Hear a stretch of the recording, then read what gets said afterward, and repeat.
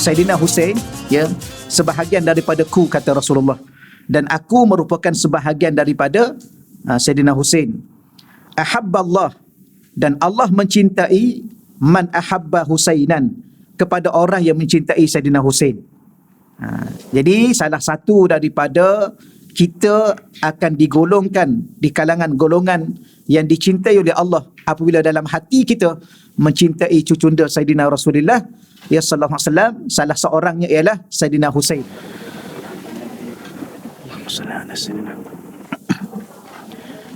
A'udzu billahi minasyaitonir rajim. Bismillahirrahmanirrahim.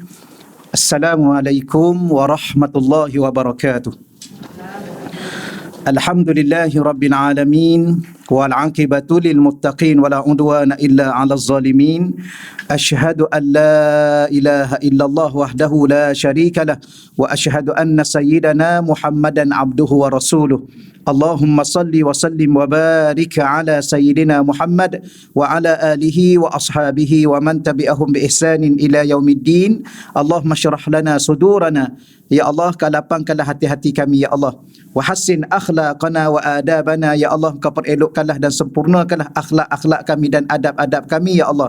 Wa yassir lana umurana fid dunya wal akhirah, ya Allah, kau permudahkanlah segala urusan-urusan kami sama ada di dunia dan di akhirat, ya Allah. Allah marzuqna al-fahma wal ilma, ya Allah, kau rezekikanlah kepada kami kefahaman dan ilmu pengetahuan, ya Allah. Wal hikmata wal aqla, kau rezekilah juga kepada kami hikmah, kebijaksanaan dan akal yang sempurna, ya Allah. Bi rahmatika ya arhamar rahimin, dengan rahmatmu ya Allah ya arhamar rahimin. Walhamdulillahi rabbil alamin. Amma ba'd. Yang dimuliakan dan dihormati seluruh para pegawai masjid, yang dimuliakan dan dihormati seluruh urustia pengajian Raudatul Muslimah Masjid Al-Falah, yang saya hormati dan saya muliakan tuan-tuan dan puan-puan muslimin muslimat yang dirahmati Allah Subhanahu wa taala sekalian.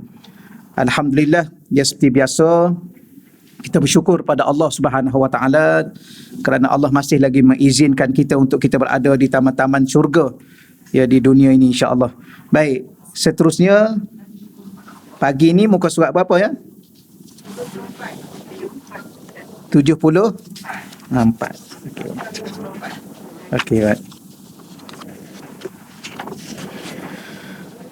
Baik, muka surat 74, Al-Hadisur Rabi' wal Ishrun, ya, hadis yang ke-24.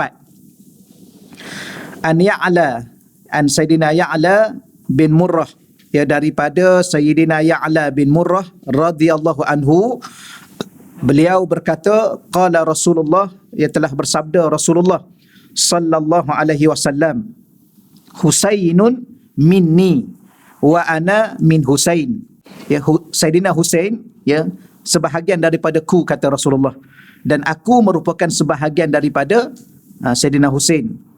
Ahabballah, dan Allah mencintai man ahabba Husainan, kepada orang yang mencintai Sayyidina Husain. Jadi salah satu daripada kita akan digolongkan di kalangan golongan yang dicintai oleh Allah apabila dalam hati kita mencintai cucunda Sayyidina Rasulullah ya sallallahu alaihi wasallam. Salah seorangnya ialah Sayyidina Husain. Dan disebutnya lagi, Rasulullah sebut lagi, Husainun sibtun minal asbat.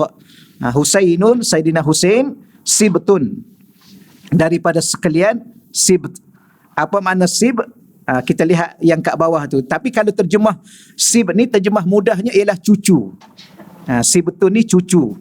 Minal asbat, daripada cucu-cucu Sayyidina Rasulullah ya sallallahu alaihi wasallam. Ataupun kita boleh terjemah begini, Sayyidina Husain sibtun, salah seorang daripada cucu, minal asbat, daripada cucu-cucu dan zuriat Sayyidina Rasulullah ya sallallahu alaihi wasallam. Sibtun tu seorang, asbat itu ramai. Maknanya apa? Maknanya keturunan Rasulullah sallallahu alaihi wasallam ni bukan seorang, bukan dua. Yang kita selalu disebut Sayyidina Husain dengan Sayyidina Hasan. Tapi bila mana dijamakkan perkataan itu, dipluralkan perkataan itu, maknanya sampai sekarang, ya, sampai sekarang ada, ya, ahlul baitin Nabi, ya, ahli keluarga Nabi sallallahu alaihi wasallam. Ya, sebab tu satu perkara kita nak kata apa, ya. Ada orang, saya pernah sebut di sini juga, ada orang ni kita tak tahu apa masalah dia. Dia suka pertikai keturunan orang. Contohlah, Ni orang kata ni para habaib, para habib. Habib ni ialah gelaran kepada ulama-ulama di kalangan ahlul baitin Nabi, ahli keluarga Nabi yang biasanya berasal daripada Hadramaut Yaman.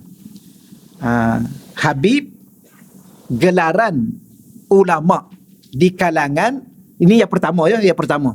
Yang keduanya, kalau sebut Habib kat depan, kalau dia daripada Yaman, biasanya dia daripada keturunan Sayyidina Rasulullah sallallahu alaihi wasallam. Sama ada kat belakang tu Al-Aidrus, Al-Haddad, As-Saggaf. Itu silsilah dia lah. Ya, daripada ayah dia ke mana. Walau bagaimanapun kalau di awalnya disebut Habib, itu adalah keturunan ahli keluarga Nabi, cucu-cucu, cicit-cicit Nabi sallallahu alaihi wasallam. Yang kedua pula, bila mana kita gelar dia tu Habib, pertama dia keturunan Rasulullah, yang kedua biasanya dia adalah ulama-ulama di kalangan ahli keluarga Nabi. Itu. Tapi ada orang ni dia petikai, ya ke keturunan Rasulullah? Ni dia orang ada masalah lah kalau orang suka petikai keturunan orang. Kalau kita tanya, tuan-tuan dan puan-puan, keturunan mana? Keturunan Tok Janggut je? Ke keturunan Tok Kenali? Atau keturunan belah-belah Terengganu tu? Tok Gajah, tu faham. Nanti kalau contohnya, ustaz keturunan saya ni keturunan Tok Gajah, contoh. Ya ke ustaz? Lah, takkan kita nak bohong keturunan kita ke keturunan daripada pokok buluh bentung? Kalau cakap macam tu petikai, tapi jangan kita petikai keturunan orang. Dah dia kata dia keturunan tu lah. Saya ni keturunan raja-raja contohnya. Ya ke raja? Raja apa? Raja Gopal. Kenapa kita nak rendah-rendahkan keturunan orang? Inilah yang berlaku di luar masyarakat. Ya, sehingga kau pertikai orang ni keturunan Rasulullah. Betul ke keturunan Rasulullah? Dah dia kata dia keturunan Rasulullah. Kalau dia menipu, habislah dia. Kerana dia telah menggunakan nama Rasulullah. Dan tak akan mungkin orang ni, walau sejahat mana pun, dia nak tipu atas nama Rasulullah. Kecuali memang dia betul-betul jahat lah, kita tak tahulah. Yang ni, pagi ni nak cakap apa ya? Nak cakap bahawa kalau kita mencintai cucu-cucu Nabi, salah seorangnya di sini disebut secara terang-terang Saidina Husain, Allah pilih kita untuk kita dijadikan orang yang dicintai oleh Allah. Biar ada dalam hati kita. Sayang tak pada Nabi, ya sayang. Sayang tak pada cucu-cucu Nabi, ya sudah tentu kita sayang. Maka Allah menyayangi kita. Itulah yang dikatakan ahabballah man ahabba Husainan. Allah Ta'ala ini mencintai orang yang mencintai Saidina Husain. Kenapa? Sebab Saidina Husain adalah salah seorang daripada Sibtun minal asbat, ya, daripada Sibtun. Kalau kita lihat nota kaki di bawah tu, Sibtun bermaksud orang yang akan memiliki keturunan yang ramai. Itu salah satu maksud. Tengok, Nabi dah mesej kat kita 1400 tahun dahulu bahawa walaupun cucu Nabi kita nampak 2 orang, tapi mereka akan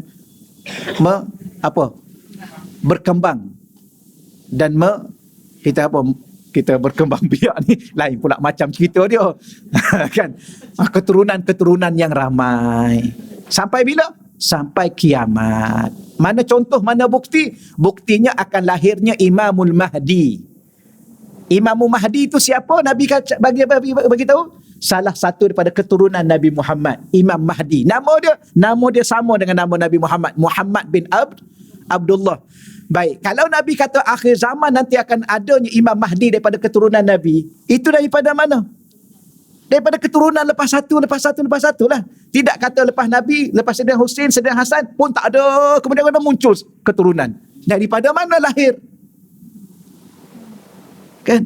Sudah tentulah daripada zaman Nabi dulu sampailah sekarang ni, sampai akan datang nanti, sudah tentu ada keturunan Nabi yang melahirkan zuriat Nabi. Sampailah terlahirnya Imamul Mahdi.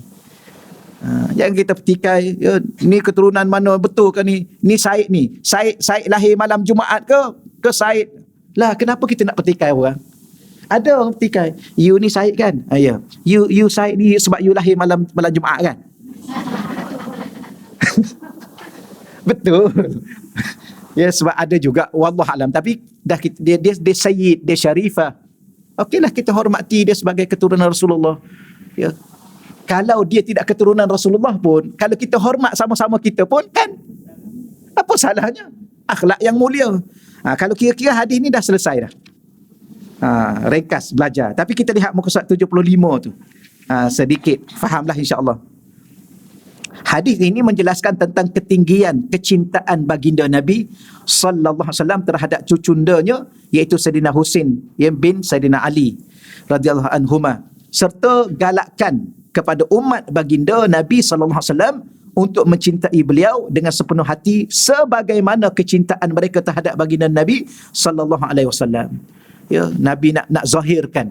Di sini kita dapat belajar kalau kita dah jadi nenek, jadi datuk kan, kita kena zahirkan kecintaan kepada cucu-cucu kita. Ya, tapi jangan pilih. Nanti cucu yang satu lagi, mak yang satu lagi, anak yang satu lagi, dia tengok aja. Kenapa nenek lebihkan yang anak alung lah? Yalah, sebab anak alung kan lahirkan cucu pertama. Ya ke? ni kadang-kadang ada juga ni. Lain macam aja nenda ni. Ya duk lebihkan situ. Yalah, ini cucu nenek, cucu pertama nenek. Nenek dapat apa? Title nenek ke apa? Dapat title datuknya sebab ni lah dia lahir. Betul juga, tapi jangan kita beza-bezakan. Ya, walau bagaimanapun sunnah Nabi.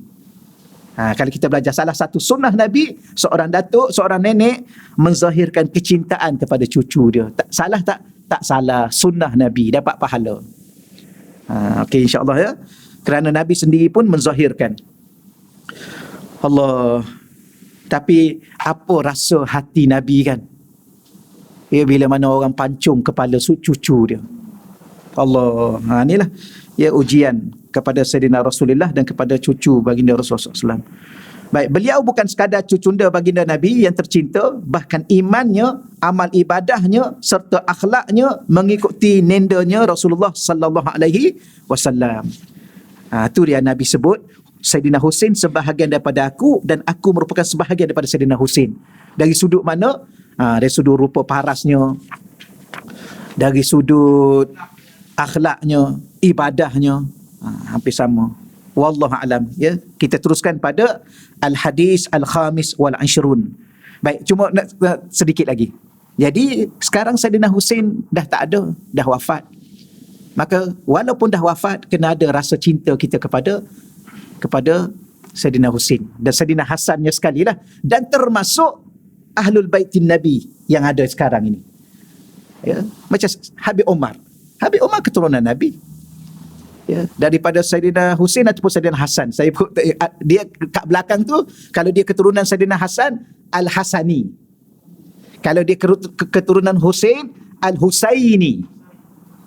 Cuba tengoklah belakang tu. Dia akan sebut. Kenapa? Kerana dia berbangga dengan dia adalah Ahlul Baitin Nabi. Kita pun bangga kan. Kalau ayah kita siapa? Kita bangga dengan ayah kita.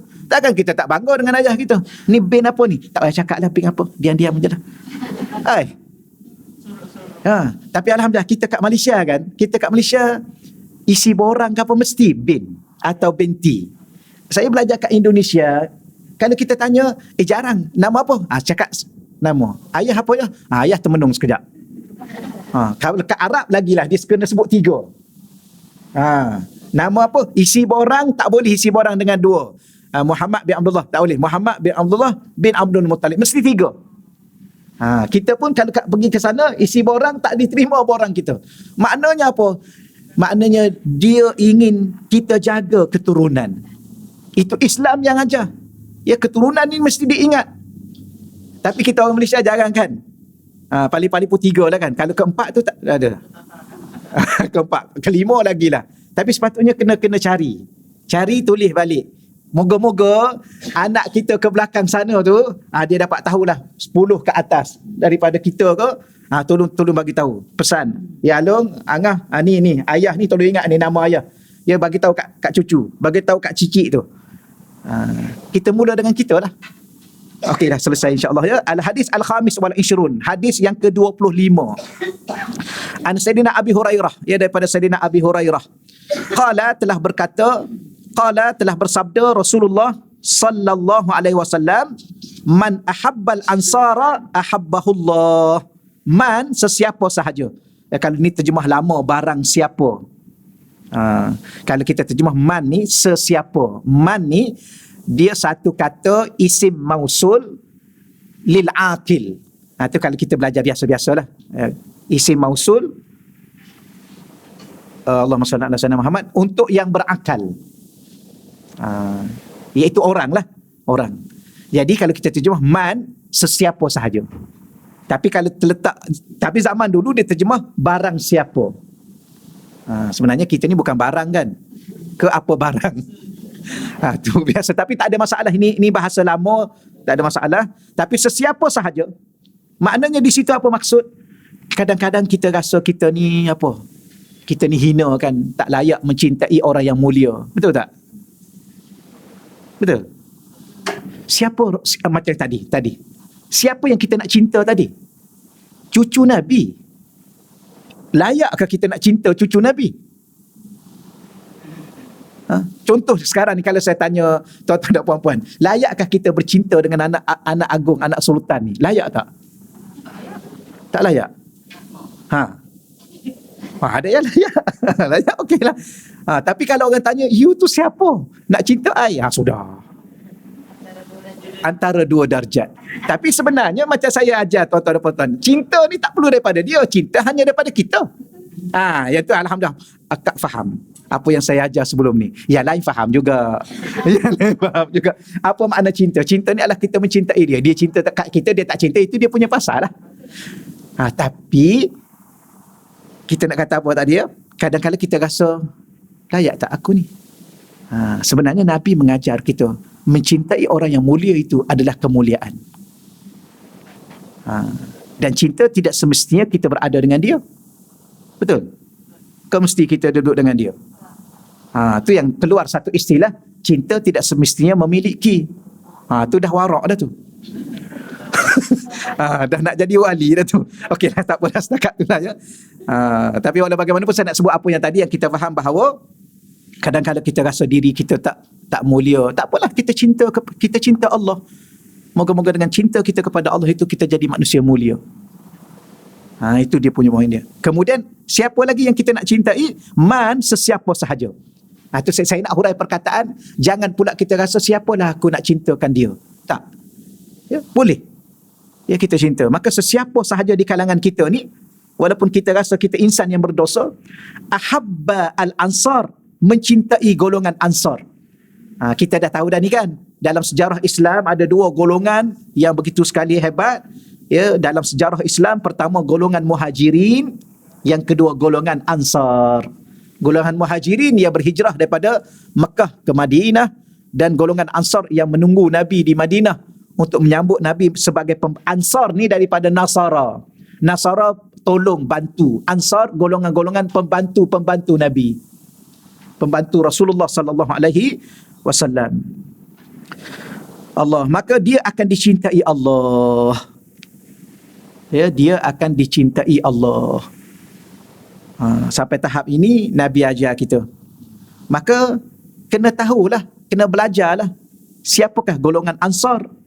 Namanya, ya, betapa hebatnya golongan ansar ni kan, yang kita dengar kisahnya. Bila mana sahabat-sahabat Nabi Muhajirin sampai ke Madinah, tak ada apa-apa.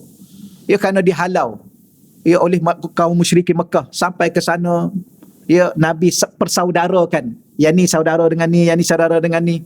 Maka bila mana dia menerima, ya, golongan muhajirin sebagai saudara dia, maka dia bagi kebun. Bahkan bukan setakat bagi kebun, dia bagi apa? Bagi isteri. Ya, dia ada 3 isteri contohnya, bagi. Ya, dia bagi pula, dia suruh pilih yang mana satu. Ya, bukan kata bagi yang paling tu kan. Tak adalah kan. Yang paling berumur. Boleh, I boleh bagi, you pilih ni. Ni 70. You ambil ni. Tak kan. Tak adalah. Tak ada, itu sejarah yang kita belajar lah tuan-tuan ya. Maknanya dia sanggup berkorban. Maka mereka ni, maknanya siapa mereka ni? Mereka memiliki hati yang begitu mulia.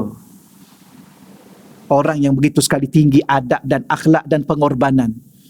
Maka mereka layak dicintai oleh umat Islam.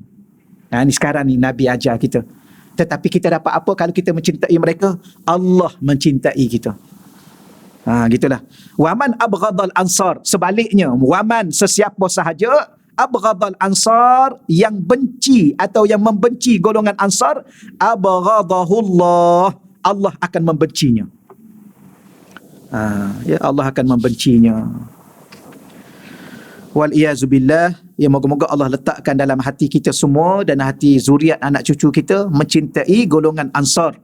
Ya, kerana itu adalah hasrat Nabi kita Muhammad sallallahu alaihi wasallam, ya, supaya kita juga mendapat cinta daripada Allah Subhanahu wa taala. Kita baca sikit muka surat 77. Baik, hadis ini menyentuh tentang kemuliaan golongan Ansar sehingga baginda Nabi sallallahu alaihi wasallam menyebutkan kelebihan yang akan diperolehi oleh golongan yang mencintai mereka, dan Nabi juga bagi amaran terhadap golongan yang membenci mereka. Hal yang demikian ini kerana golongan Ansar adalah golongan yang banyak berkorban. Itu yang kita sebut tadi dalam membela dan membantu dakwah baginda Nabi sallallahu alaihi wasallam. Jadi pengajaran keduanya apa? Pengajaran keduanya, kalau kita nak tambah lagi nilai cinta Allah kepada kita, kita kena sanggup berkorban untuk membela dan membantu dakwah. Ya, mengajak orang kepada Allah, itu dakwah. Ad-da'i ilallah, ya. Dalam dunia sekarang, kalau kita nak bincang tajuk dakwah ni banyak, cuma saya nak sebut beberapa perkara. Pertama sekali, dakwah ni ialah kita mengajak orang kepada Allah, bukan kepada diri kita.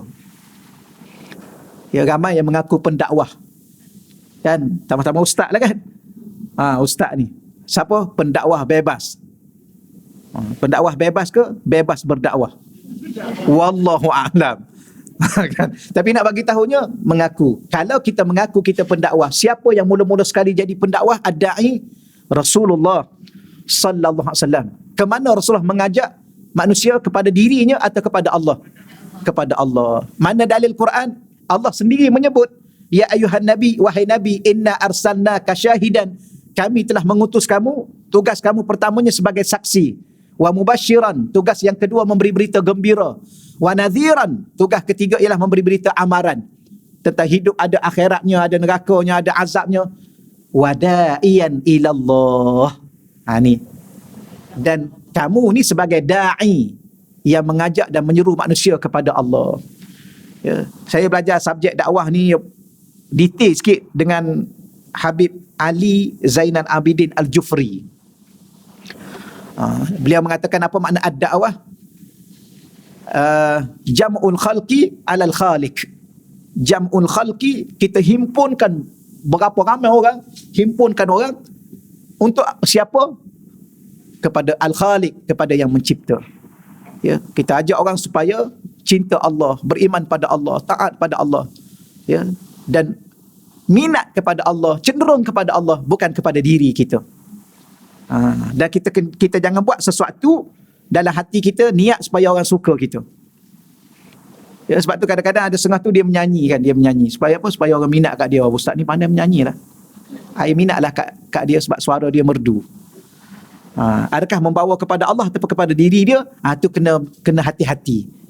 Ya, boleh tak boleh menyanyi? Boleh. Ya, tapi tengok lagu lah kan. Lagu apa nak menyanyi? Kain pelekat, tudung periuk. Tu boleh. Tak salah kan? Ke haram juga. Bukan masalah apa. Cerita pasal kain pelekat aja. Tapi kalau cerita pasal apa? Tipah tertipu. Kenapa nak tipu-tipah? Sebab lagu-lagu setengah-setengah tu memuja perempuan. Ya, kerana perempuan lautan api sanggup renang. Kerana perempuan nak berbulan madu di atas, di awan biru. Wah. Tak adalah, tu boleh, tak ada masalah ya. Yang pentingnya dia tidak melalaikan kita. Islam ni ada sesuatu bukan sesuatu lah. Islam ni adalah cara hidup yang paling sempurna. Dan yang paling, apa kita nak kata apa ya? Yang paling meraihkan kehendak manusia.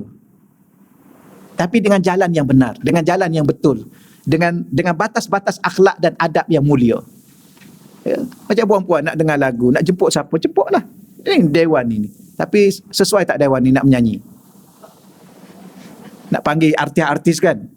Panggil artis perempuan saja. Kita jangan datang. Ni, juru-juru kamera ni tak ada dah. tak ada lah. Kita jangan datang, jangan duk sibuk dengan dia. Sebab dia nak dengar menyanyi. Kita bagi kat dia. Dia juga, orang perempuan juga nak berhibur kan. Kita pula, kita buatlah. Minggu depan program kita. Kita panggil lah Datuk Jamal Abdillah ke apa. Saya pun nak datang juga. Betul. Hiburan yang tidak melalaikan. Waktu zuhur berhentilah, solat lah. Jaga adab, jaga apa semua sekali. Itulah Islam. Tutup aurat. Perempuan sama perempuan. Ya, orang lelaki sama orang lelaki. Tak ada masalah. Ya. Cuma benda ni dia sebenarnya ada dua saja. Satu benda ada dua. Benda yang membawa haram ada dua. Pertama, dia menimbulkan fitnah. Dia jadi fitnah. Contoh. Ya. Contoh, kita panggil penyanyi. Panggil contohnya apa? Penasyid lah, Maher Zain kan, Maher Zain. Kemudian datang puan-puan tengok Maher Zain, ya Allah, rasa Maher Zain lebih cantik pada suami. Itu fitnah. Baru teringat-ingat Kak Maher Zain handsome. Ada makcik kata handsome juga Maher Zain. Memanglah, dia orang Arab, handsome. Ya, handsome juga. Kemudian balik duk termenung. Yang tu haram sebab dah terfitnah. Yang kedua, kalau lelaki tengok perempuan, perempuan tengok lelaki lah. Jangan timbul gairah. Ada doktor saya dulu masa di Azhar dulu, kalau kita tengok pokok kelapa pun timbul gairah, pun jangan tengok. Tak boleh. Tengok pokok kelapa timbul gairah. Pelik. Ya, saya pernah tengok di mana dulu saya pergi ada satu tempat. Dia peluk pokok apa tu? Pokok apa? Yang tepi jalan tu kan, macam pokok kelapa tu. Pokok pinang. Faham tu. Dia pergi peluk, saya tengok lama saya duduk berhenti tepi jalan, saya tengok dia ni duduk peluk apa ni? Maknanya ada. Saya pun ingat kat doktor saya dulu. Patutlah dia bagi contoh tu. Maknanya dia bagi contoh pada masa tu, dia kata gairah ni, contoh kalau kita tengok pokok tamar. Pergi peluk pokok tamar, duduk cium pokok tamar, tak nak balik duduk kat situ kan. Tak ingat kat isteri kat rumah, nampak pokok pun haram kalau dah jadi gairah. Kemudian saya pun tak, ke doktor ni, ada kau orang nak peluk pokok tamar? Kalau tempat kita ni ada kau orang pergi peluk pokok kelapa? Rupa-rupanya ada. Saya tengok depan, betul lah. Maknanya ulama ni dia cakap, betul lah, ada lah. Kan baru ni kan ada orang kena tangkap kat satu tempat tu, dia dengan kambing. Takat tu dululah. Maknanya kalau ada orang ni sampai tahap tengok kambing pun dia gairah, haram dia tengok. Okeylah, ni tajuk kita apa pula ni? Kan? Tapi alhamdulillah selesailah di situ. Apa yang kita nak sebutnya bahawa jangan kita bawa orang kepada diri kita. Allah nampak dalam hati kita. Kemana kita nak bawa ramai-ramai yang kita duduk mengajar selama ni, kemana kita nak bawa, Allah nampak. Ya, maka kita kena istighfar sebagai seorang pendakwah. Tapi walau bagaimanapun, kalau kita berkorban membela dan berjuang atas dakwah Rasulullah, mengajak orang, kita akan dicintai oleh Rasulullah sallallahu alaihi wasallam. Yang kedua saya nak sebut hukum dakwah bukan pada ustaz ya. Hukum dakwah ni wajib ala kulli mukallafin. Ya, kepada semua orang mukallaf, lelaki dan perempuan. Cuma kadar kemampuan. Maknanya tuan-tuan dan puan-puan ni pun bukan boleh berdakwah, wajib berdakwah. Dan boleh. Boleh. Jangan kata, saya ni boleh tak ustaz? Saya ni tak belajar. Kan dah khatam banyak kitab. Ni yang keberapa dah ni? Allah haula wala quwwata. Sampai tak ingat entah yang keberapa. Ni. Maknanya ada ilmu? Ada. Jadi sampaikan apa yang sekadar ada. Kita dapat cinta daripada Allah. Kenapa? Kerana membantu dakwah Rasulullah sallallahu alaihi wasallam. Okey, selesai. Muka surat 78. Al-hadisus sadis. Ya, hadis yang ke-6 wal ishrun 20, maknanya 26. An Sayyidina Abdul Muhaimin bin Abbas bin Sahal bin Sa'ad an abihi, ia daripada Sayyidina Abdul Muhaimin daripada Ibnu Abbas, Ibnu Sahal, Ibnu Sa'ad daripada abihi, daripada ayahandanya, wa an jaddihi daripada nendanya, datuknya, anna Rasulullah, bahawa sesungguhnya Rasulullah sallallahu alaihi wasallam ya qala, ya telah bersabda, ahibbu Quraisyan, hendaklah kamu mencintai golongan Quraisy. Ni satu lagi. Ya, bukan setakat ni, lebih umum. Tadi khusus cucu Nabi, kemudian lebih umum sikit golongan Ansar, sama juga golongan Muhajirin, sama. Kemudian golongan Quraisy. Golongan Quraisy ni kenapa? Kerana golongan Quraisy yang mana? Yang datang berhijrah tu khususnya iaitu golongan Muhajir. Dan umumnya semua keturunan Quraisy. Fa innahu, maka sesungguhnya, man ahabbahum, sesiapa yang mencintai mereka, ahabbahullah azza wa jalla, maka Allah Subhanahu wa taala akan mencintainya. Ya, Quraisy adalah keturunan Sayyidina Rasulullah sallallahu alaihi wasallam. Kita lihat muka surat 79 tu. Kaum Quraisy merupakan golongan Arab yang termulia. Mereka berketurunan Nabi Ibrahim alaihi salam yang mendiami lembah yang berkat, padanya terdapat Kaabah, dan Allah menyebut tentang kaum Quraisy dalam surah yang dinamakan sempurna nama mereka, surah Quraisy. Ya, liila fi Quraisyin ila fihim rihlat asyita'i was-saif. Liila fi Quraisyin, kerana kebiasaan aman tenteram kaum Quraisy, iaitu penduduk Mekah daripada keturunan Quraisy. Ila fihim rihlat asyita'i was-saif, iaitu kebiasaan aman tenteram perjalanan mereka menjalankan perniagaan pada musim sejuk. Mereka, kita nak tengok kan, kenapa Allah namakan mereka ni kaum jahiliyah, sedangkan pada waktu itu mereka dari segi ekonomi, saya tak pandai nak bincang tajuk ni, tapi walau bagaimanapun perniagaan mereka ni sudah sampai ke peringkat antarabangsa lah. Rangkaian ekonomi, duduk di Mekah, musim sejuk berniaga di Yaman, mana luar negara dia. Jadi kenapa dia digelar jahiliyah? Sedangkan dia orang bijak. Dia dalam bab pengurusan, dia mengurus golongan haji pada masa tu. Ada bahagian penempatan. Kalau kita kata apa, kementerian apa bahagian penempatan ni, perumahan ke? Ada bahagian air, dia ada bahagian air dia. Ni urus air, yang ni urus penempatan, yang ni urus tempat-tempat perniagaan. Maknanya mereka tak jahil. Ya, mereka tidak jahil. Habis kenapa mereka disebut jahiliyah? Nombor satu, kita kena ingat orang itu walau setinggi mana dia punya pendidikan dia, kelulusan dia, title dia, selagi mana dia tidak mengenal Allah dan dia sembah selain Allah, maka dia masih lagi dianggap jahil. Ni ya, kita kena bebaskan diri kita daripada kejahilan. Pertama sekali, jangan sampai kita ni titlenya itu ada ni, itu ada ini, tapi kita tak kenal Allah, dan kadang-kadang kita taat kepada selain Allah, maka kita masih digelar manusia jahil. Walaupun orang gelar kita ni golongan macam-macam lah kan, ahli akademik lah, macam-macam lah, wallahu a'lam. Baik, maka musim sejuk dia pergi ke Syam. Mungkin musim sejuk ke Yaman, minta maaf. Ya, kemudian wasaif, musim panas dia pergi ke Syam. Syam sekarang ni Syria lah, Jordan, Syria.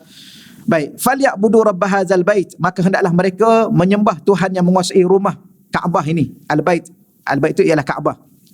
Siapa Tuhan Kaabah? Ya, iaitu Allah Subhanahu Wa Taala. Tu ada, saya ingat lagi, Tuhan Kaabah, iaitu Tuhan yang memiliki Kaabah. Tu jangan salah faham tu, tapi bahasa Arab tu ditulis ya, rabb hadzal bait. Rabba, Tuhan, hadzal bait, rumah ini, Tuhan rumah ini. Maknanya Tuhan yang menguasai rumah ini. Ada tu satu masa mengaji dulu, ya Rabba ma sekejap. Tak ingat pula dah.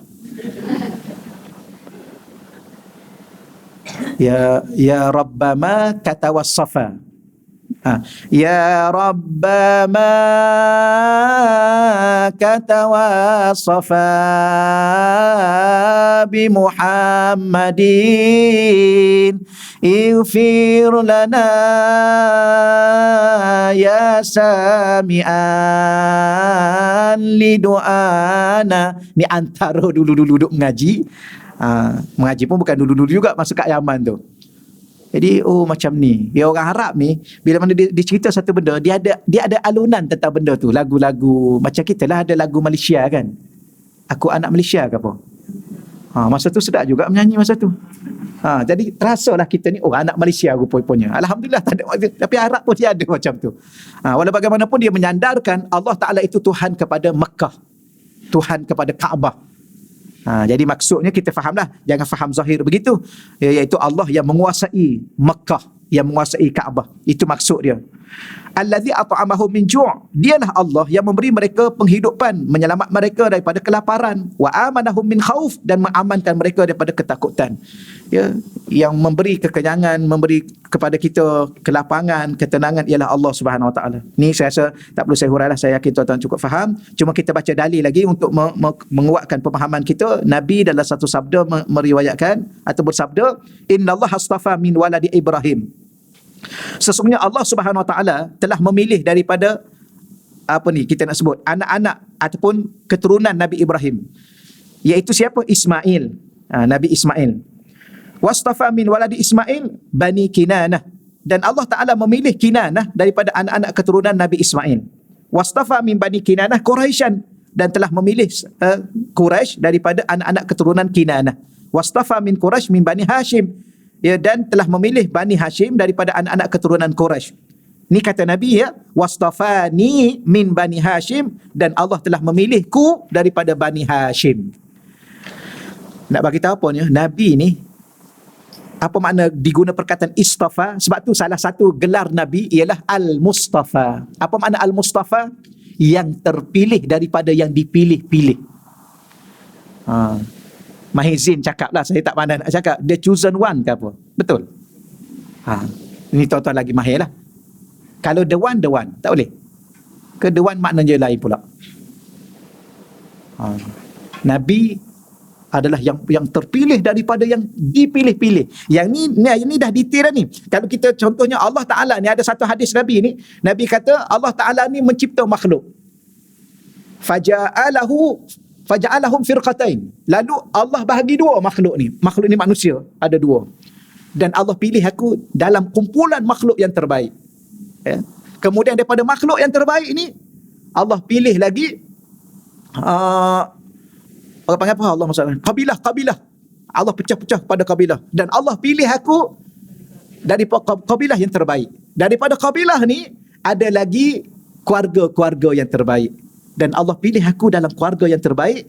Kemudian dalam keluarga yang terbaik ni, faja'alani khairihim nafsa. Allah jadikan aku ni insan yang paling baik dalam keluarga yang terbaik tu. Itulah Al-Mustafa. Boleh ya? Allah. Tapi daripada mana Nabi ni yang terbaik ni? Daripada Quraisy. Maka kita kena mencintai ya Quraisy, dan Allah akan mencintai kita. Apa tu disebut di situ, mencintai kepada keturunan bukanlah sebahagian daripada sifat ta'assub yang ditegah oleh Allah dan Rasulnya. Bahkan baginda Nabi sallallahu alaihi wasallam menjelaskan tentang nasab tidak memberikan manfaat untuk kehidupan akhirat, sebaliknya hanya amal soleh sahaja yang menyebabkan seseorang mendapat kebahagiaan di akhirat. Ada hadis Nabi, nasab ni dia tidak akan memberi manfaat. Walau contoh, minta maaf, walau contoh kita ni keturunan apa dulu. Ya, sampai akhirat dia tidak akan manfaat keturunan kita tu pada umumnya. Ya, nanti sampai akhirat saya ni jangan main-main keturunan presiden ni. Tak ada. Hatta Nabi sendiri pun menyebut satu sudut. Tapi jangan faham pula mentang-mentang Nabi kata tak ada manfaat nasab keturunan kita, yang ada manfaatnya di akhirat adalah amal ibadah kita, tapi tidak menafikan keturunan. Sebab tu dalam Islam dia ada 5 benda yang kita kena jaga. Salah satunya ialah nasab. Ya, nasab dia. Ini salah satunya. Baik, akan tetapi ia merupakan tanda kesyukuran kepada Allah yang wajib untuk dihargai sebagai kurniaan Allah. Kadang-kadang saya baca kat kereta tu, dia tulis lebay saleh. Okey. Ada perasan? Ke belah-belah jalan kebun aja. Saya kadang-kadang jumpa kat belah-belah jalan kebun. Alhamdulillah saya kata, terbaik dia ni, terbaik. Kenapa? Dia bangga dengan keturunan dia. Bahkan keturunan dia pula keturunan lebay. Alhamdulillah. Termasuk dalam beragama, sekarang kita sedang, patutlah sekarang kita sedang belajar. Bahkan bukan setakat kita kena mencintai keturunan kita, kita juga kena mencintai keturunan orang lain. Ya. Salah satunya keturunan Quraisy. Cuma jangan cinta keturunan Firaun sudah.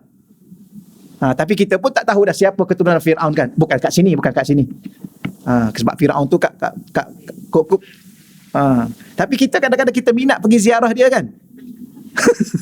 Sampai kat Mesir, yang peliknya kami masa kat Mesir dulu. Ni tuan-tuan haji ya, tolong pesan kat anak-anak, kalau pergi Mesir jangan pergi ziarah Firaun dulu. Ustaz, Giza kat mana Giza?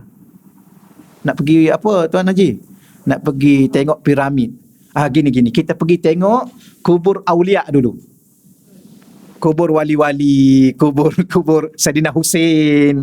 Kan di Kaherah tu ada tempat nama Husain. Di situlah Al-Azhar, Masjid Al-Azhar. Pergi ziarah Saidina Husain dulu. Wallahu alam, ada setengah kata di situ hanya kepala dia.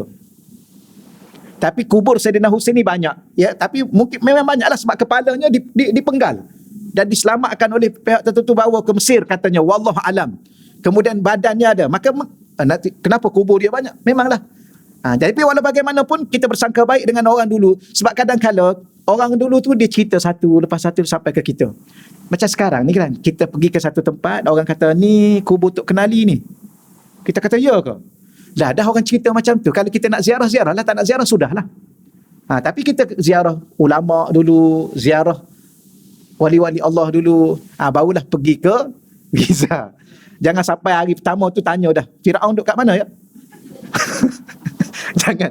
Firaun tu duduk kat Muzium Merah. Muzium Merah. Dia punya jasad dia duduk kat Muzium Merah di Tahrir. Saya sebulan sekali, seminggu 2 minggu sekali pergi ke Tahrir. Kerana di Tahrir tu dia ada hotel Hilton, dia ada Hong Kong apa bank. Ya. Hong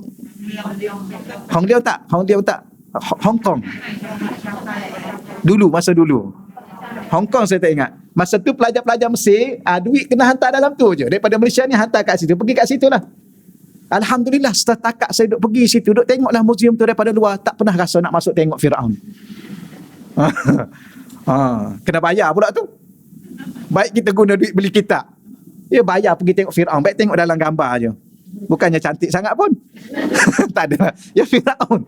Ya kalau handsome. Tapi memanglah jasad dia tak hancur, subhanallah ya. Allah nak tunjuk pada kita sampai akhir zaman. Ya dah ribuan tahun sampai sekarang tak hancur. Tapi itulah nak ingat ke, kita nak kata mungkin wallahualam kita pun tak tahulah ada tak ada lagi keturunan dia di Mesir. Ya walau bagaimanapun keturunan-keturunan yang baik ini diajar oleh agama agar kita bersyukur kepada Allah Subhanahu Wa Taala. Cuma kita kena ingat satu lagi, walaupun kita daripada keturunan yang baik, kita juga kena buat amal baik. Yang saya ni ustaz, keturunan Pak Imam ni kan, jadi tak payah solat lah kan. Sebab ayah saya tu Pak Imam. Jangan. Ya Allah. Okey, kemudian yang terakhirnya di sini, maka orang yang mencintai apa yang dicintai oleh Nabi, itu kesimpulan, pasti akan dicintai oleh Allah. Ya, Nabi cinta orang-orang miskin, Nabi cinta anak-anak yatim. Ini, ya, kita cinta kepada apa yang Nabi cintai. Nabi hormat pada orang tua, orang-orang yang usia emas. Ya, kita kena hormat sungguh-sungguh pada mereka. Ya, sebenarnya apa lebih orang lama ni? Apa lebih dia? Bukan.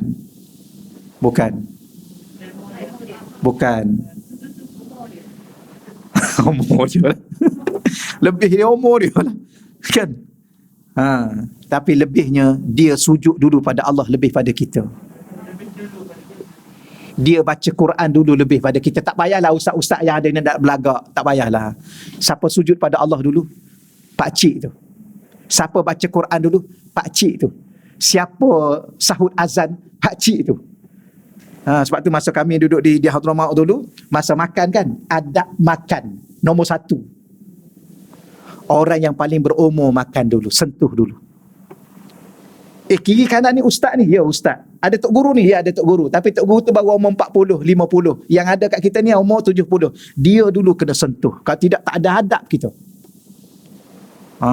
Kita boleh ajar ya, kita boleh ajar anak-anak cucu kita. Contoh macam kita kata kita nak makan satu meja. Siapa ada kat situ? Nenek dia ada, atuk dia ada. Jangan siapa-siapa sentuh, termasuk ayah dan mak dia. Apatah lagi anak dia. Okey, atuk dulu, nenek dulu. Dah nenek dah. Boleh kita makan tak? Okey, silakan. Sampai tahap tu. Ni atuk baru baca doa, anak cucu dah habis pinggan dah. Ya. Ada berlaku ya, kita kadang-kadang kita terlepas pandang. Yang ni menyebabkan kadang-kadang kita kekurangan nilai pada pandangan Allah dari sudut menghormati orang yang lebih berumur. Ya. Allah ingat cerita Sayyidina Ali kan, sampai tahap Nabi rukuk lama tu. Nabi rukuk lama. Sahabat tanya lepas tu, kenapa? Rupanya Sayyidina Ali turun daripada masjid waktu subuh. Ya. Jalan, ada orang tua kat depan dia. Jadi, dia tak boleh nak potong. Sebab dia ingat Rasulullah ajar, jangan potong orang lama ni. Dia dah rupanya saya dengar ni, yang ni saya tak baca kitab yang saya dengar dalam kuliah-kuliah lah. Ya, kadang-kadang kita dengar kuliah untuk guru kita ajar atau kita bagi tahu, dia kata tunggulah berjalan belakang sampai ke masjid. Bila mana sampai ke masjid, rupanya pak cik tua tu bukan nak bagi masjid. Dia non muslim. Ya, dia pun pusinglah ke lain. Ya, pusing lain. Menyebabkan Nabi daripada rukuk tu tunggu siapa? Tunggu Sayyidina Ali. Ya, bila mana Sayyidina Ali angkat takbir apa tu, barulah dia itu. Dan dikatakan juga riwayatnya ialah Allah Ta'ala tahan pergerakan matahari itu supaya tidak terbit awal. Wallahu alam. Itu antara kisah-kisah yang disebut dalam kuliah-kuliah kita. Ya, ia pun tak semakna rujuk. Tapi walaupun bagaimanapun, menghormati orang tua ni ialah salah satu daripada sunnah Sayyidina Rasulullah sallallahu alaihi wasallam. Dan siapa orang tua itu? Keturunan kita tu. Dan keturunan orang lain, ya, keturunan Quraisy, orang lama. Allah. Saya ada kisah tapi nak cerita pun tak apa, tak cerita pun tak apa. Pukul berapa dah kita ya? Saya masa tu ada satu kisah, tapi masalahnya dia live. Live ni payah nak cerita. Ya. Saya pernah sekali, masa tu saya baca satu kitab, masa tu duduk di Riau. Hari Jumaat. Saya dah cerita hari Jumaat. Saya duduk baca, ada satu kitab tu saya baca. Kitab Sayyidi Mulai Arabi Darqawi. Ya, saya baca, kalau duduk dalam kelas pun, kalau pensyarah tak ada, saya baca kitab tu lah, baca. Lepas tu satu kali tu saya baca, kemudian nak lepas Jumaat, nak tunggu masuk kelas pukul berapa saya tak ingat. Saya pun duduk, lepas Jumaat tu tidur sekejap, saya letak ni kitab ni atas ni. Lepas tu zikir lah kan, biasa lah ni, biasa. Tu kadang-kadang payah juga kita nak tidur pun zikir saja. Allah, saya pun terlelap. Kemudian saya pun mimpilah. Ni nak cerita duduk belakang orang, mimpi pakai jubah putih. Lepas tu ada seorang pakcik tu, dia berlari anak gitulah, tidaklah laju sangat, dia pakcik. Saya duduk belakang dia, ikut dia lah. Saya kata, lambatnya pakcik ni. Tapi teringat kisah tadi. Kisah yang kita duk cerita tadi. Oh, tak apalah, ikutlah. Sayyidina Ali pernah dengar ustaz-ustaz kita duk mengajar Sayyidina Ali, jangan potong orang lama. Ikut. Sampai satu bangunan tinggi, tangga dia bukan tangga naik macam tu, dia tangga naik macam menegak. Lah pakcik tu lambat pula naik tangga. Saya kata, tak apalah, biarlah pakcik tu dulu. Biar pakcik tu dulu. Saya duduk belakang dia pun dah lepas. Tapi pakcik tu tak kenal lah sebab dia duduk belakang. Lepas tu saya pun naik tangga separuh tu, baru kepala saya baru parah ni. Orang pun cakap lah, Ya Rasulullah. Oh, saya kata, patutlah pakcik tu datang bergegah juga. Walaupun dia nampak uzur, tapi dia bergegah juga. Oh, patutlah rupanya pakcik tu nak pergi jumpa Rasulullah. Kemudian pada masa tu Rasulullah dah nak pergi. Saya pun cakap lah dalam hati saya kata, sebab pakcik ni lah aku lambat. Patutnya kalau tadi, boleh dijumpa. Duduk sekejap, minta maaf saya cakap. Duduk sekejap, Rasulullah datang sekejap. Dia tengok sekejap, sebab dia dah nak pergi. Kemudian dia pun pergi. Saya pun cakap, oh mungkin aku hormat kat pakcik ni kot. Kalau tidak, tak dapat jugalah. Maknanya tak dapat, mungkin Rasulullah dah pergi. Kalau kita sendiri pun potong pakcik tadi contohnya, kita potong dalam perjalanan kita panjang cepat-cepat, mungkin kita pun tak akan dapat. Mungkin berkat kita duduk belakang pakcik tu, baru teringat dululah. Tu salah satulah. Allah. Ada lagi selepas daripada tu, tapi tak cakaplah, cukuplah kita. Allah. Kemudian muka surat 81 insya-Allah. Masa okey lagi tak? Okey lagi. Al-hadisus sabi' wal ishrun. An Sayyidina Mu'az bin Jabal. Ya, daripada Sayyidina Mu'az bin Jabal. Ni salah seorang daripada kibarus sahabah. Ya, sahabat-sahabat utama. Qala telah berkata, sa'altu, ya aku telah bertanya. Sa'altu ni daripada sa'ala, aku telah bertanya Rasulullah, ya akan Rasulullah sallallahu alaihi wasallam, ayul a'mali ahabbu ila Allah. Apakah yang ditanya oleh Sayyidina Muaz? Dia kata ayu a'mal, amalan apakah? Ataupun apakah amalan? Sebab perkataan ayu, pertanyaan tu ada kat depan dalam bahasa Arab. Tapi bahasa Melayu diterjemah amalan dulu. Tak apa juga. Amalan apakah? Ahabbu, yang paling dicintai oleh Allah. Ya, dalam banyak-banyak amalan ni, ya amalan baik, amalan soleh. Maksud di sini adalah amalan soleh. Ya, sebab amal tu ada amalan yang tidak soleh. Yang di sini adalah amalan soleh. Apakah yang dicintai, yang paling dicintai oleh Allah? Maka Nabi mengatakan, antamuta walisanuka ratbun min zikrillah. Engkau mati dalam keadaan lisanmu basah kerana berzikir kepada Allah. Ini kehebatan zikir. Kita dah khatam satu buku zikir kan. Amalan yang paling afdal, bukan afdal, yang paling dicintai oleh Allah, ialah kita meninggal dunia saat lisan kita masih lagi basah menyebut, ya, zikir kepada Allah. Ya Allah, la ilaha illallah, la ilaha illallah, la ilaha illallah. Itu kalau lisan kita. Kalau hati kita, Allah, Allah, Allah, Allah, Allah. Gitulah. Sebab tu di saat kita sakit dan kita tahu sebenarnya Allah ni dia penyayang. Dia bagi tanda kepada kita kalau kita sakit, kita tahu sakit yang boleh sembuh dengan sakit yang kita rasa sendiri pun tak mungkin sembuh. Kalau kita dah sampai tahap itu, kita rasa ya Allah aku ni mungkin tak sembuh. Jangan pernah mulut kita dah cakap benda lain dah. Cukuplah. Ya 70 tahun, 80 tahun Allah bagi kita bercakap kan. Ada rasa nak berhenti? Ada rasa nak berhenti bercakap? Ke macam biasa lagi? Masih banyak bercakap. Mana ada kita ada nak niat, saya ustaz umur 70 saya dah nak berhenti bercakap dengan orang. Ada? Tak ada lah kan? Tak ada. Ya tambah-tambah 70 baru dapat cucu, lagi seronok lah bercakap, lagi banyak. Nenek ni dulu taklah cakap banyak. Dapat cucu cakap banyak pula. Maknanya apa? Tak apalah, silakanlah. Ya, tapi bila mana kita dah mula sakit, kita dah kurangkan sikit, kita tahu bahawa sakit kita tu pula rasa-rasa kita boleh rasa, Allah Ta'ala akan bagi rasa pada kita. Doalah pada Allah, ya Allah Kau bagilah aku rasa supaya aku tahu bahawa inilah sakit terakhir aku sebelum aku bertemu denganmu.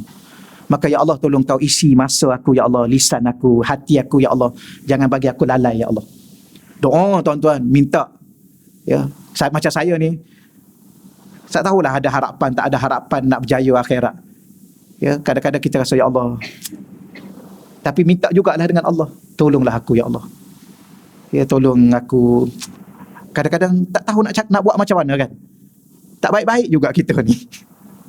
Khusyuk. Tak khusyuk lagi sekali ni. Tak tahulah nak umur berapa nak khusyuk. Nak betul-betul khusyuk daripada Allah Akbar sampai Assalamualaikum kan. Khusyuk sungguh-sungguh. Ada hari-hari tertentu khusyuk, hari-hari tertentu tak khusyuk. Pagi solat subuh khusyuk, solat zuhur entah apa dah. Ya, sebab dah solat zuhur tu kenapa dia jadi tak khusyuk? Sebab dah banyak urusan kan pagi tu kan. Kadang-kadang bertengkar dengan apa? Dengan orang, kadang-kadang berdebat sikit, bermuzakarah sikit, akhir sekali duk bawa-bawa dalam solat. Kadang-kadang dalam solat pun dalam solat. Betul. Dia datang tu. Tahu-tahu okey dah. Okey dah ya. Saya ni masalah lagi ni. Tolonglah doa pada saya. Kadang-kadang terbawa-bawa. Duk tidur pun duk tidur. Datang lagi. Datang. Kadang-kadang tidur-tidur lah. Kan kita cakap kat kita. Nak tidur pun tak boleh. Duk fikir tu, fikir ni. Saya dulu sampai tahap saya cakap apa? Cukuplah ya. Saya cakap kat saya sendiri. Cukuplah ya. Tidur-tidur dulu ya. Okey, dia cakap. Kita pun tak faham apa benda. Subhanallah. Ni. Kemudian terbawa dalam solat. Akhir sekali maafkanlah aku ya Allah.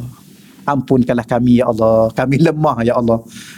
Ya janganlah Kau berkira sangat dengan kami ya Allah. Cakaplah tuan-tuan. Ya Allah kalau Kau azab kami hamba-Mu ya Allah.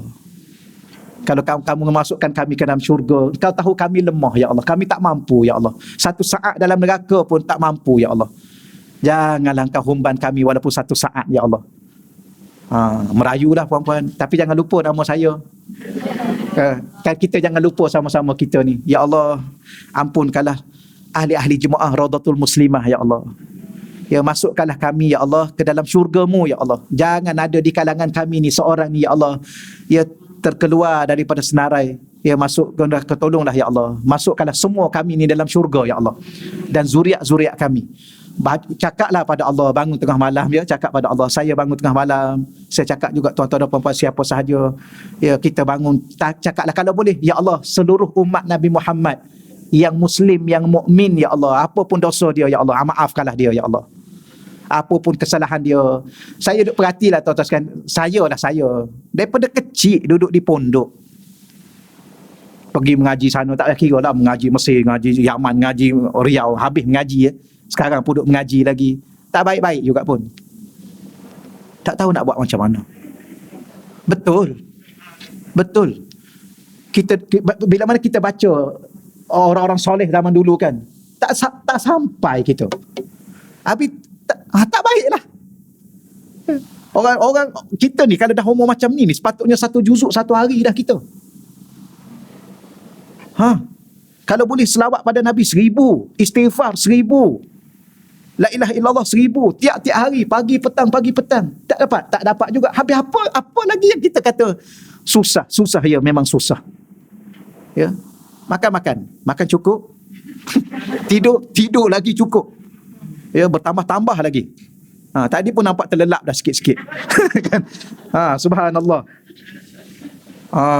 Samalah saya pun. Sama saya. Kadang-kadang kan kita macam khutbah tu kan. Kadang-kadang kita tengok, kenapalah dia ni tidur. Kadang-kadang kita pun tidur. Ada satu kali saya tu, ya Allah, kenapalah aku rasa nak tidur lah ya Allah. Cakap ke Allah. Orang duk khutbah, kita rasa nak tidur. Minta 2 minit ya Allah nak tidur. Cakap. Malu pada Allah. Khutbah, tahu khutbah berapa minit? 7 minit. Ya, kalau ikut teks tu, kecuali kalau khatib tu baca beralun-alun. Beralun-alun. Khatib lama kan? Dia jadilah 15 minit. Kalau khatib yang muda-muda ni 7 minit aja. Dia punya teks tu 7 minit aja. 7 minit tu pun tak mampu bertahan. 2 kali tidur. Tak malu pada Allah. 2 rakaat solat subuh tu pun tak khusyuk. 2 rakaat 5 minit pun tak mampu bertahan hati kita untuk Allah. Akhir sekali kita minta syurga selama-lama. Aku minta dengan kamu 2 minit saja hati kamu kepada aku, kata Allah.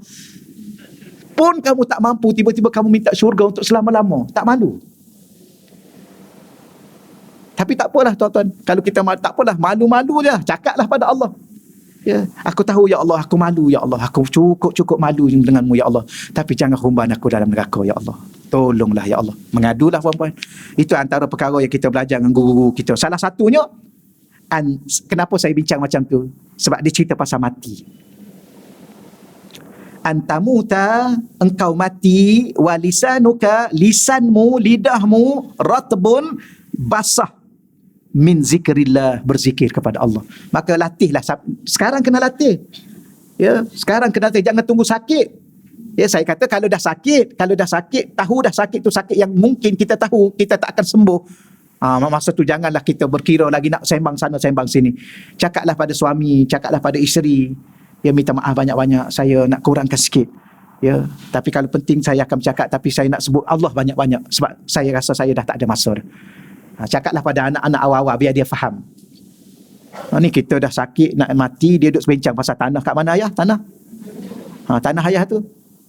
Kita tanah pun tak ada dah dalam pemikiran kita. You bagilah sama-sama adik-beradik baik-baik. Kan harta apa-apa tu bagilah baik-baik. Jangan bertengkar sudah. Ya, wasiat awal-awal masa kita boleh bercakap tu. Ayah nak buat persiapan untuk bertemu Allah. Salah satunya yang ni. Lisan kita basah. Ya, dalam keadaan berzikir pada Allah hatta sehinggalah kita mati. Baik, keterangan muka surat 82. Sikit lagi masa, tak ada masa dah. Pukul 11 dah kan. Kita bacalah keterangan tu, ambil berkat. Berzikir merupakan amalan yang paling dicintai Allah. Lisanmu basah adalah suatu kinayah, satu perumpamaan yang membawa maksud memperbanyakkan sebutan sesuatu. Itu makna basah tu. Ya, lidah kita basah. Sebab bukan nak cakap lidah tu basah, nak cakapnya perumpamaan memperbanyakkan sebutan sesuatu. Dalam konteks hadis ini ialah memperbanyakkan zikrullah secara umum, seperti beristighfar, bertahlil, bertakbir, bertasbih, bertahmid, bahkan berselawat juga merupakan sebahagian daripada zikir. Yang ni kita dah belajar, dah khatam satu kitab tu, rujuk di situlah. Wallahu a'lam. Ada soalan? Kalau ada lah. Silakan tuan. Apa? Oh, lupa. Tengoklah. Minggu depan, bukan minggu depan, bulan depan. Astaghfirullahalazim. Lupa. Jadi lupa tak boleh marah lah kan, sebab lupa. Wallahu alam. Silakan kak. Nak tanya pasal yang turun juga. Tak ingat. Minta maaf banyak-banyak. Sebab saya tak ingat. Jadi saya tak jawab lah hari ni. Wallahu alam. Tahun depan lah jawapannya. Tahun depan? Ya. Oh ya. Oh, saya pun tak ingat juga. InsyaAllah kita jumpa tahun depan. Tak tahulah. Duk berenang. Wallah setakat itulah. Pasti sikit banjir dekat Pak Ustaz. Saya baru ni hari Jumaat baru ni kan. Kebetulan saya tak ada tazkirah Jumaat. Sebab bagi laluan ada pihak Jabatan Agama di satu masjid. Jadi saya pun pergilah ke pulau, sembahyang Jumaat kat pulau tu. Lepas tu kata pekerja tu dia dah naik dah air sikit tu, dah masuk tu. Kemudian lepas Jumaat tu lah, memang betul-betul cepat. Pukul 2.30 hujan. Saya pun biasa tu. Kemudian angkat lah sikit-sikit yang barang-barang tu. Saya pun duk sibuk kat dalam. Lepas tu pekerja pun pergi mari dia jatuh pula dah. Luka habis dia kat sini. Saya kata tak apalah, pergi basuh-basuh, pergi rehat. Saya duduk kat dalam sorang-sorang. Tu. Rupanya air naik sampai ke parah pinggang. Sekejap. Daripada pukul 3 tu, saya angkatlah ayam tu, angkat sikit-sikit yang tempat-tempat tu yang boleh. Cuma ada yang dalam satu reban tu memang dia 200 ekor lebih. Tu tunggu nak sembelih. Yang tu tenggelam, tak dapat yang tu. Yang lain yang kecil-kecil tu angkat. Rupanya saya dah angkat kat dalam tu, rumah kat luar tu dah tenggelam habis dah. Cepat nak cakap ceritanya, itu cepat.